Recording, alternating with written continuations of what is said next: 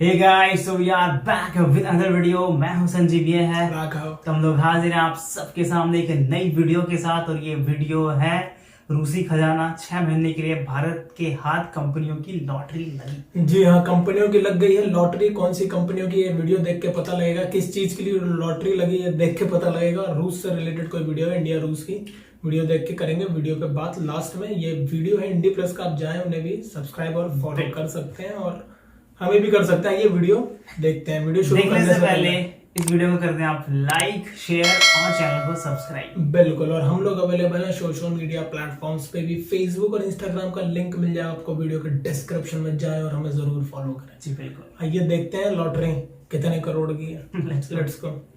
रूस के साथ यूरोप के खट्टे होते रिश्ते भारत के लिए सबसे अच्छी खबर लेकर आए हैं।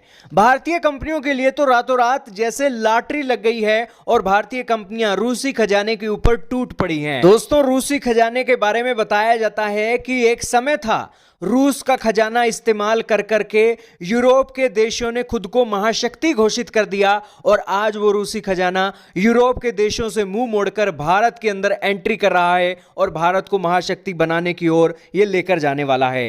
दोस्तों, ये खबर बहुत इंपॉर्टेंट है, बहुत ही ब्रेकिंग न्यूज आज आपको दे रहे हैं। सबसे पहले तो शुरू करते हैं आज की इस वीडियो को। दोस्तों, रूसी खजाना क्या है? रूस के अंदर तेल और गैस के बम्पर भंडार हैं और दुनिया के अंदर रूस इन चीजों का एक्सपोर्ट करता है। रूस का यह खजाना यूरोपियन कंट्रीज के अंदर सबसे ज्यादा बिकता था।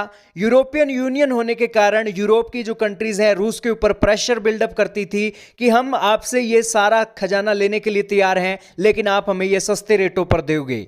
तो उसके चलते रूस उन्हें सस्ते रेटों में डील देता था और यूरोप की जरूरतें पूरी होती थी। लेकिन अब जंग चलने के कारण रशिया का मुंह मुड़ गया है इन यूरोपियन यूनियन की कंट्री से और यूरोप के अंदर रशिया आज ये खजाना दे तो रहा है, लेकिन मजबूरीवश दे रहा है और एक ठोक बजाकर दे रहा है। लेकिन रूस आज अपना मन बना रहा है अपना खजाना चाइना और भारत की कंपनियों को देने के लिए, और भारत और इसी के साथ चीनी कंपनियों को आज यूरोप से भी बेहतरीन डील रशिया दे रहा है। यानी कि यूरोप से भी सस्ते रेटों में तेल और गैस देने की बातें चल रही हैं। दोस्तों, यही कारण है कि भारत की कंपनियों ने 2 महीनों के अंदर जितना तेल वो भारत की कंपनियां 1 साल के अंदर खरीदती थी रशिया और यूक्रेन की जंग शुरू होने के बाद, सिर्फ 2 महीनों के अंदर उससे दुगना तेल खरीद लिया। लेकिन भारतीय कंपनियां यहां तक रुकने के मूड में नहीं है, क्योंकि अब जब खजाना लुट रहा है तो अब अगर सब्र संतोष कर लिया तो आखिरकार कौन हमें समझदार कहेगा। अब जब खजाने की लूट मची है तो लूट सको तो जितनी मर्जी लूटो, वो वाली बात हो जाती है। यही कारण है कि भारत की कंपनियों ने अब 6 महीने की लगातार कंटिन्यू रशिया से डील करवाने के लिए एक बातें फाइनलाइज करने का मन बना लिया है। रूस की सबसे बड़ी कंपनी है तेल और गैस की रोजनेफ्ट, उस कंपनी के साथ बातें चल रही हैं और भारत की अलग अलग कंपनियां ये डील करवाने के लिए अब एक सामने आ रही हैं। इंडियन ऑयल कॉर्पोरेशन का कहना है कि वो 6 मिलियन बैरल 1 महीने के अंदर रूस से तेल खरीदेगी और इसी के अलावा 3 मिलियन बैरल का भी एक और प्लान वो रशिया से खरीदने का मन बना रही है। एक और कंपनी है OPCL, वो 4 मिलियन बैरल ऑयल 1 महीने के अंदर रशिया से खरीदने की डील कर रही है।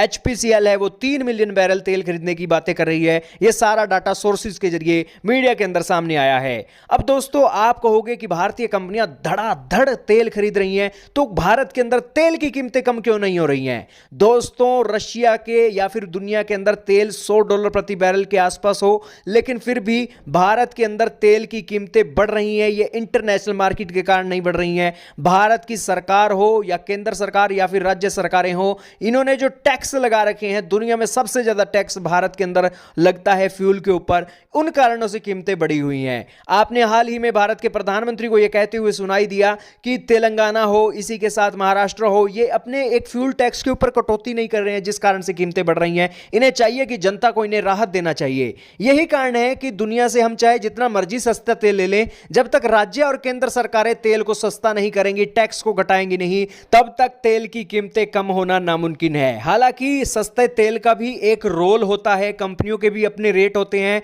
यह भी आपको नहीं भूलना चाहिए। यह सारी मोटा मोटी बातें आपको पता लगी। अब बात करते हैं वेस्टर्न कंट्रीज के सैंक्शन के बारे में। आप कहोगे कि भारत तेल खरीद रहा है, वेस्टर्न कंट्रीज के कलेजे जल रहे हैं वो क्या हमारे ऊपर सैंक्शन नहीं लगाएंगी? जी हाँ दोस्तों, उन्होंने सैंक्शन की तैयारियां तो कर रखी हैं, दबाव भी पूरा डाल रहे हैं, लेकिन भारत की सरकार ने भी कमर कस ली है। बहुत हो गया आपका। वेनेजुएला को कहते हो कि तेल मत खरीदो, नहीं खरीदते। ईरान से कहते हो नहीं खरीदते, नहीं खरीदते। अब तुम रशिया से भी कह रहे हो और दुनिया का कोई ऑप्शन भी नहीं दे रहे हो, तो ये सारे सैंक्शन जाएं भाड़ में, हम तो भैया तेल खरीदेंगे। भारत की सरकार का ऑफिशियल स्टैंड जो आया है वो भी आपको सुनना चाहिए। भारत की सरकार कह रही है कि भारत की जो प्राइवेट कंपनियां हैं वो ये तेल खरीदने की डील कर रही हैं, इसमें हमारा कोई रोल नहीं है और ये कंपनियां डील करती हैं, हम इसको लेकर कोई भी मोल तोल नहीं कर सकते हैं। जाहिर सी बात है कि सरकार ने मन बना लिया है कि ये वेस्टर्न कंट्रीज के झुकने के आगे झुकने का जो वक्त है चला गया है। अगर आज भी हम इन कंपनियों के आगे झुकेंगे तो हमारे देश के अंदर महंगाई तो ना जाने कौन से आसमान में चलेगी।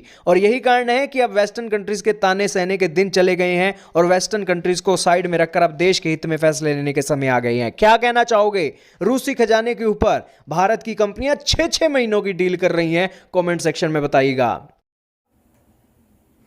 बिल्कुल, कमेंट सेक्शन में बताइएगा कि क्या कहना चाहते हैं आप वीडियो पे। हमारे कमेंट सेक्शन में भी आप बता सकते हैं, ओरिजिनल लिंक मिल जाएगा आपको वीडियो के डिस्क्रिप्शन में। तो ये वीडियो था इंडी प्लस, बिल्कुल इंडी प्लस का, और लिंक मिलेगा आपको जैसे कि बोला डिस्क्रिप्शन में। जाइए आप उनको फॉलो करिए, सब्सक्राइब करिए, ठीक है। तो इस वीडियो में था ये कि जैसे कि वॉर हो रहा है रशिया और यूक्रेन के बीच, और उसकी वजह से यूरोपियन कंट्रीज जो हैं उन्होंने अपना मुंह मोड़ लिया है रशिया से कि भैया हम तुमसे नहीं खरीदेंगे। तो अपने रशिया को भेजना है अपना तेल, उसने रुख मोड़ लिया है एशियन कंट्रीज की तरफ, इंडिया और चाइना। अब इंडिया में मिल रहा है सस्ता तेल, तो भाई जो इंडियन कंपनियां हैं वो लूट रही है दबा के। बिल्कुल, यही था खजाना, जो 6 महीने की डील बात चल रही है, अभी हुई नहीं है ना। ये एक ब्रेकिंग बना दी गई, बोलूं तो बेफिजूल की। जब कोई चीज कॉन्क्रीट हो जाए तो दिखाना चाहिए, खैर न्यूज का काम है।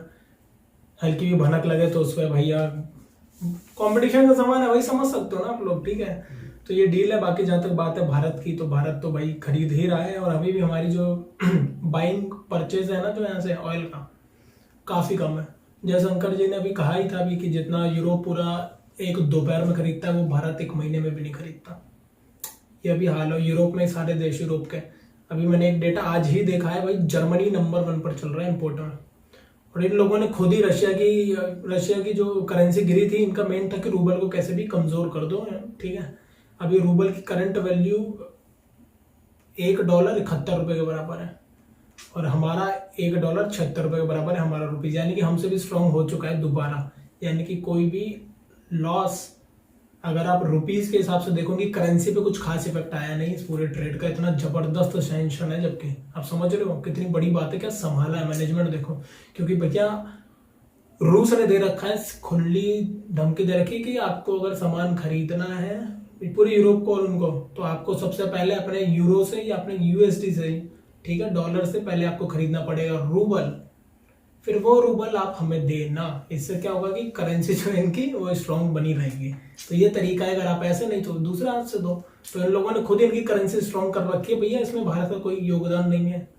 और उठा के देख लोगे ना तो भारत और जर्मनी का, तो जर्मनी भारत से नहीं भी तो लगभग 50 गुना ज्यादा तेल खरीद रहा है अभी, 50 गुना ज्यादा, उससे भी ज्यादा हो सकता है। और पूरा यूरोप मिला दो तो भारत तो कहीं है ही नहीं, ठीक है।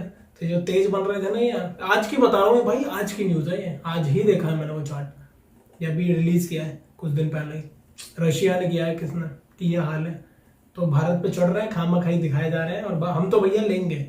बाकी हमें देखना है कि हमें सस्ता जहाँ से पड़ रहा है, और देखो हर चीज सस्ते में ठीक है, हमें देखना भी, हर चीज मैनेज करनी है, रिलेशन भी मैनेज करना है, साथ में यूरोप से भी करने हैं।